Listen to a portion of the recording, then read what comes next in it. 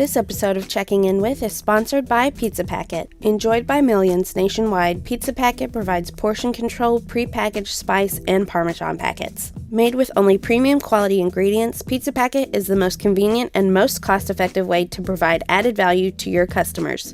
During these challenging times, every penny counts. Pizza Packet saves you time and money and is a much more hygienic and sanitary option over dirty shakers. Check out pizzapacket.com for all of your packaging needs. Hey there, welcome to Checking In With. I'm your host, Jeremy White, editor-in-chief of Pizza Today magazine. Today I'm joined by executive editor Denise Greer. Hello, everyone. Hey, Denise. And Mr. Scott Anthony. What's up, Scott? Jeremy, Denise, how you doing? Hey. We're doing well. How are you today? Doing well. So, how's the pizza world treating you? We were talking just a little bit before we started recording this, and you were like, yeah, today I've got to be the delivery driver. It's a Monday, and we're off to a bad start already. What's going on? Tell me from a pizzeria owner's perspective how you end up being the delivery guy today. It's just been a whirlwind. Every day is a different challenge since we've had this pandemic. And I think one of the biggest challenges for me over the last few months has been staffing. Yeah. So today, one of my newer drivers called off, which is something that's happening quite regularly. So staffing has been a big issue. We've hired several people over the last couple months. Some of them lasted one day, some of them lasted 5 days, some of them just didn't come in at all. Wow. And for various reasons, we've gone from a staff of 17 to 12. And at the same time, our sales have increased a very big margin. So it makes it pretty stressful when you're missing people. Denise, we keep hearing that. Yeah. We keep hearing that from almost everyone we talk to, that sales are up, but we don't have the manpower now that we had. Why is it so difficult right now? I understand if someone's sick in quarantine, but why is it so difficult right now, Scott, to get people to work? Well, what I've seen over the last couple of months is first we had the people leave us that they were just out of fear. They didn't want to be around the public. And then when the masks were mandated, people left us because they didn't want to wear a mask. Just being stubborn like that. And trying to replace them was a big challenge, because the more we advertised help wanted, the more people were unemployed and getting that extra $600 a week, which there's no way I can match that. So nobody wanted to apply for a job. Mm-hmm. And then when we were fortunate enough to hire someone, people came in and they were just, I can't do this. It's too stressful. It's too fast paced. They just didn't want to work that hard, basically. I've had employees quit because they didn't want to work that hard.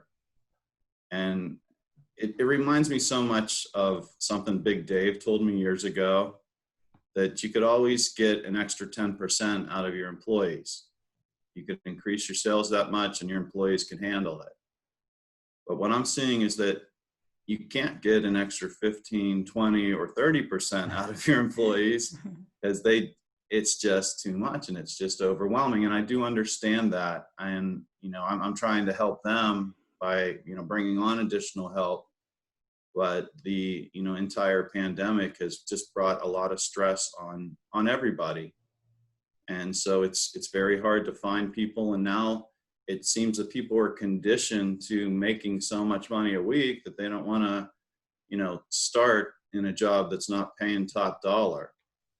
And I'm sorry, but I've been fooled too many times by people that tell me how great they are, and they want to start at a high wage, and they end up being worthless. So that's kind of where we're at.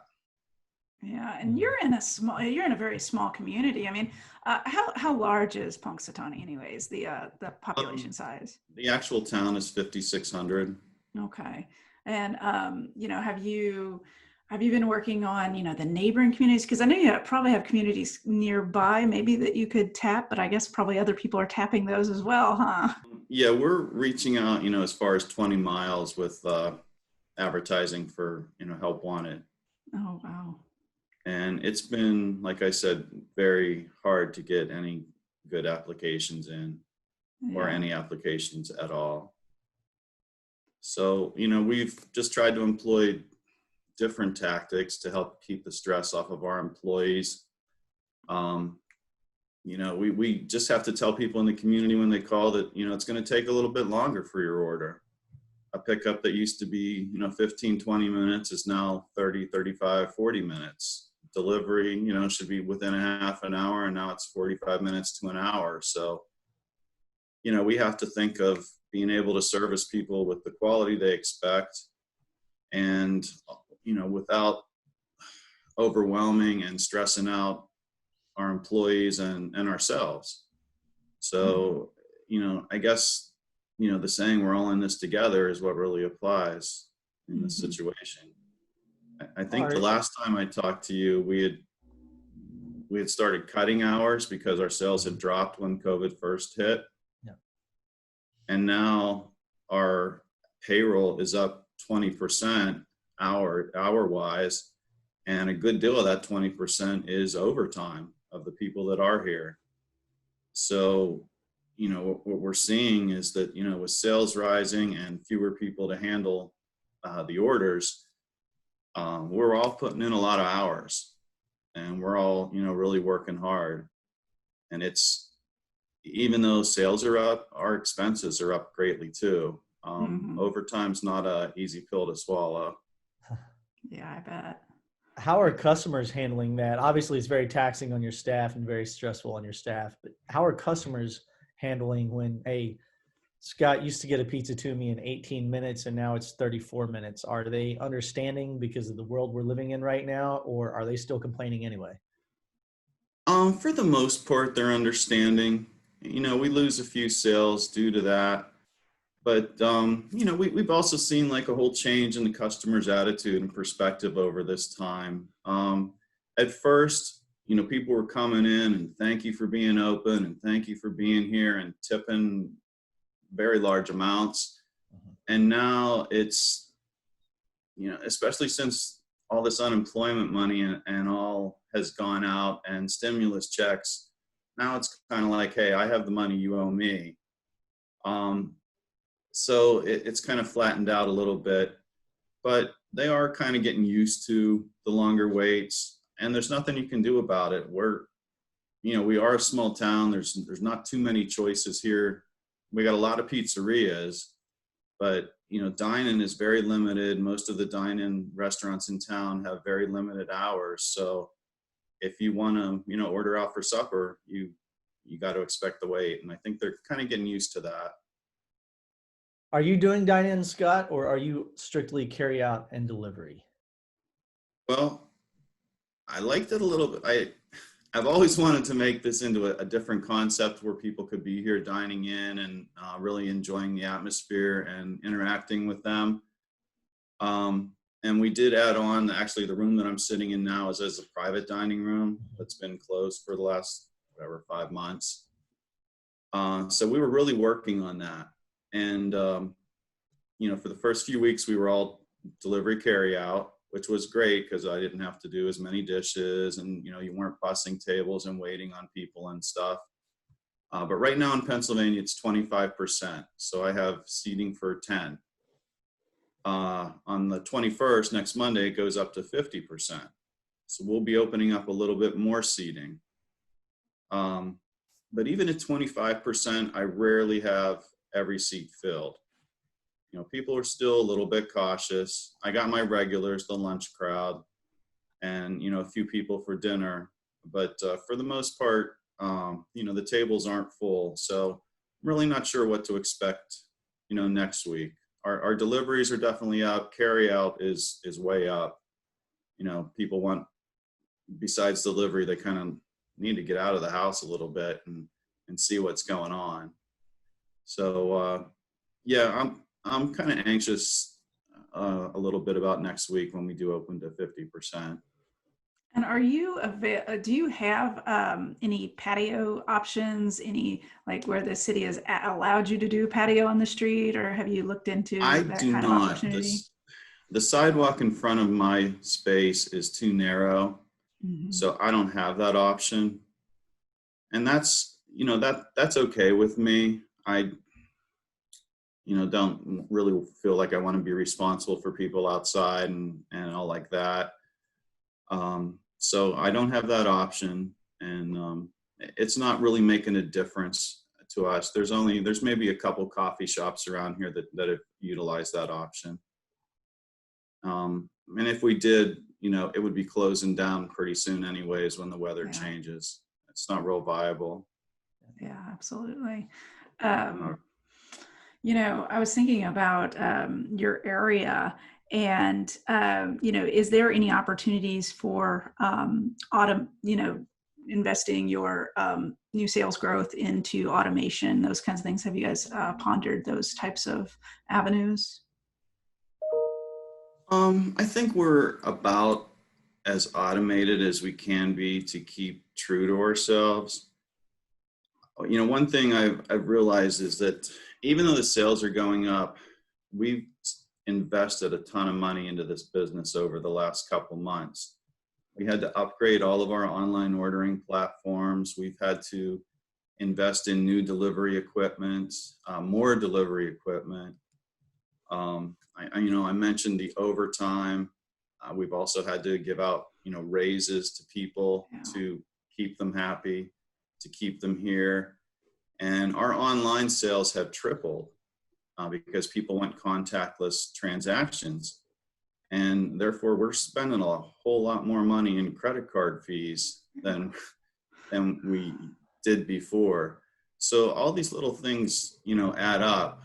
And, to have things any more automated, I don't know if I want to make big investments like that when our profit and loss isn't really much more than it was before. Mm-hmm. Because of all the added overhead that we have now with the COVID situation and what you have to do just sanitize. It's a lot of man hours to meet all these CDC requirements. And, I remember going to the Dollar Tree and getting sanitizer for, $1 a bottle. And now it's like $8 a bottle. And what are you going to do? You have to have these things, but they're so outrageously priced. And, look what's going on with cheese is going back up. Pepperoni's at an all-time high. Our food costs are increasing. We did increase our prices in July to try to compensate that. And I'm probably going to have to do that again. Our next menu printing coming up here soon. But I also have to consider, in a small town like this where the average income is only in the upper 20,000s, how much can the market bear too? So I got to, try to balance things out that way also. So I think with our online ordering and what we're doing, we're about as automated as we can be now. Yeah, and when you said you were thinking about doing your next price increase, can you kind of share, what your thought process is on when you approach price hikes and how you're looking at those things? Well, we monitor food costs weekly, and I use different resources like the Cheese Reporter and what have you. And I'm in a lot of different online forums and newsletters to keep me on top of what's going on in the world and see how that reflects in my pricing. But I have always done menus and pricing 3 times a year. I would never let it go on so long that it was going to start really hurting me. A lot of people, or maybe once a year or not till I run out of all these menus or something like that. But 3 times a year I do it. That's when we decide what we're going to do, be our feature or our special. That's when we decide, if we need to increase pricing or maybe push a different item or something with our menu engineering on that menu. Menu's been a very important part of our growth and a very important tool in our marketing. So, we do like I said, we calculate that every 3 months and see where we need to be and what we need to do. Scott, you talked about needing to upgrade your online ordering system.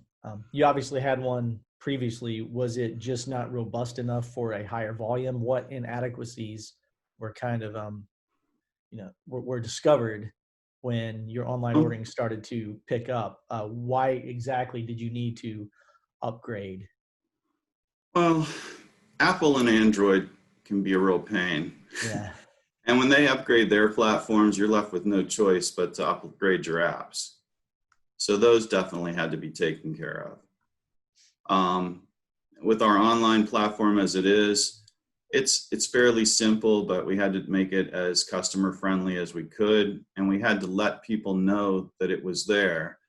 I've had online ordering for, I don't even remember how many years, probably 10 years. We always tried to stay ahead of the curve, and we always saw this as something, but it never really took off in the small town and this kind of the small mindedness that we have here. People were more trusting in checks or cash, and that was fine with me. But to point people to online and let them know that we do have that, then we had to do a little bit extra marketing and a little bit of enticing to get them to start using it. And so we went ahead with that. We went ahead with a thank you, first time promotion. You would get a certain discount. Then we did a 15% off thank you for supporting us through the pandemic. Every person that came in got a card that gave them a code for online ordering. And it just, started building on itself, where people just became more and more aware that this was an option, and more people wanted it because they just, they wanted to get what they wanted. So let them put their own order in, and we can't get anything wrong. And, they didn't want the contact with other people. So it just became a more viable option even in our town. Most people find when their online orders increase, their check averages also increase because people can see the entire menu and they're like, oh yeah, I do want to add this. Yes, I do want to add that. Has that been the case for you? It has been. We've gone from an in-house average of 17 and our online average is $21 to $22. And that was something that I had to take consideration of. I had to really kind of look at these receipts that were coming in, because when people order online, just getting a simple order of fries isn't enough. Then they wanted cheese on their fries, they wanted taco meat on their fries, they wanted sour cream on the side. So I had to be sure to go into my system and make sure that these options were there, so they weren't just writing them in and getting stuff for free, and that there was a reasonable cost associated with all these extra side items too. So that was something that I had to do. And of course that helps increase your bottom line, whether it's inside sales or online sales too. It's just something that we didn't naturally offer, but when people see all the things that they could do with their food, they start adding on. That's a great point, because if it's just a large comment box where the customer can tell you what they want, you have no way to upcharge them. And like you said, you end up giving away product for free. Right. So you can only do that so much. Yeah. And you kind of catch on to when people start taking advantage of that option too. So we really had to make sure that we were charging for things, because, everything's gone to prepackaged items, which are just a little bit more expensive, and we're having to package everything, really nice and safe. And you have to charge for it. Absolutely. I did this past weekend, although all of our high school football games you really can't attend and the concession stand's not there, we do have a private football league here that rents the football field at the high school, and they wanted to do the concession stand because that's their big fundraiser. So they approached us, instead of just buying big sheet pizzas from us and sell them by the slice. The law was that they had to do single serve sealed packages. Wow. So okay. yeah, wow, what a pain to do I can little imagine. small individual sized pizzas in a box, tape shut, and then try to transport, 50, 60 of them at a time to a football field. So it's very intense, but, all these other groups are, they're hurting for money. They've not been able to do their fundraising activities, and, you have to be creative. And so, these groups reached out to us and said, would you do this for us? And, I said, yeah, but, I won't be able to give you the kind of discount I could on a big pizza where you serve it yourself. So, we've had to be creative to keep sales there and to keep our ties with the community. And we've always been known as a community-minded business, and that's why we named it Punxsy Pizza, to reflect our involvement in the town. So you have to do these things, and, all this packaging costs money. And, I don't want to put a COVID surcharge on everything. So let's just, deal with the actual, costs and go from there. Well put. Denise, creativity is definitely the name of the game right now during this pandemic. You have to adapt, or else you definitely will be in a world of hurt. Do you have any last questions for Scott before we let him go? He's got pizzas to deliver today. Hey, no, I think you're good, Scott. Just keep up the good work, and just keep thinking on your toes. You're doing great things out there. I just had one last comment, if I'm allowed. Yeah, go ahead. Have at it. Absolutely. What you got? I think it's really important now for operators and their employees to look after their mental health. There's a lot of stress and pressure on all of us. And, whether it's myself that I have to go take a mental health day and just go for a walk in the woods, or if I have to give a bonus or, buy a box of donuts for the crew, or, free drinks or something like that. We got to keep the morale up, and we got to try to take a little bit of pressure off. And, we don't want people to snap in this time. There's too much of that going on. So, we need to take care of ourselves and take care of other people too. Hospitality is more than just our customers. It's our staff, it's our team, it's ourselves and our family too. Really well said, Scott. I'm glad you brought that up. I mean, the mental health numbers, the medical literature out there is saying that during this quarantine, mental health issues are on the rise. Depression is on the rise. People are struggling with more anxiety.